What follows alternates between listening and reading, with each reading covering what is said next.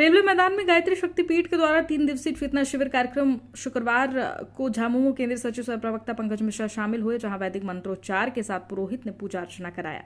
इस पूरे मौके पर उन्होंने कहा कि गायत्री मंत्र का जाप वे रोजाना स्नान करने के बाद करते हैं, जिसमें उनमें ऊर्जा का संचार होता है। आगे उन्होंने कहा कि वे सभी धर्मों के लोगों के पर्व त्योहार को मनाने वाले हैं।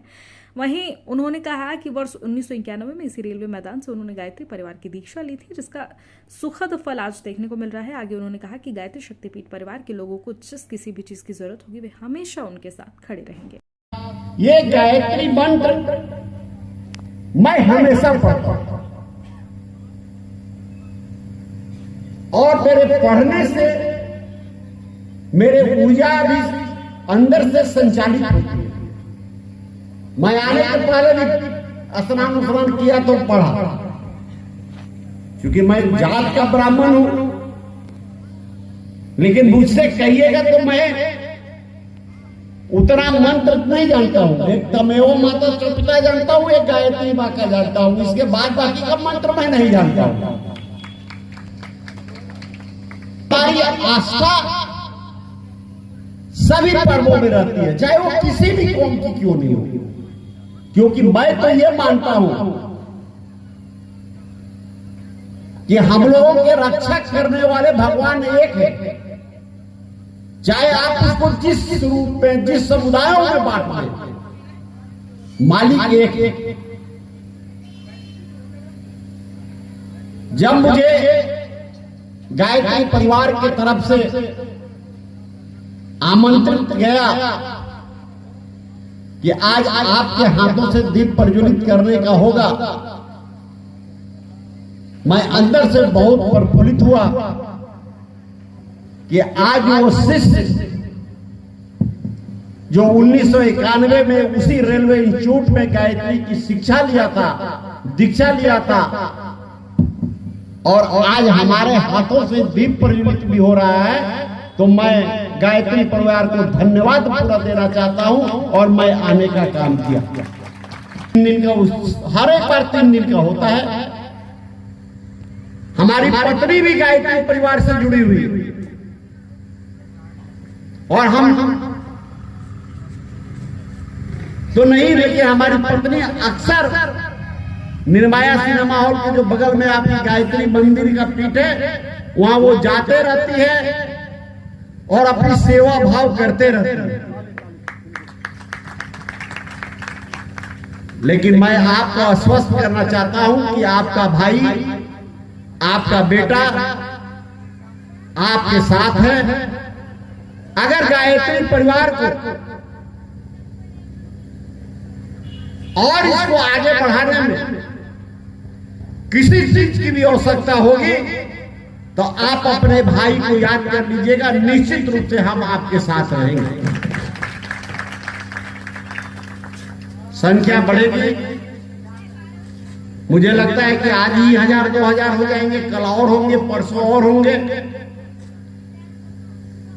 मैं नगर पालिका पदाधिकारी नहीं है तो पुलिस अधीक्षक, पुलिस थाना प्रभारी है, टैंकर लगा दे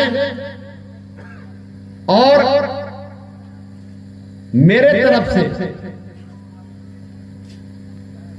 समय समय पर चाय चलवाते रहिएगा। ये मेरे शिविर के तरफ से रहेगा।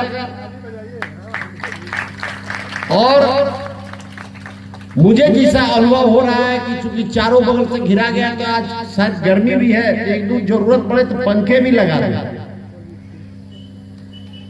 और जिस चीज की भी दिक्कत हो, मैं गायत्री परिवार के साथ हूं, मेरी भी आस्था से जुड़ा हुआ है।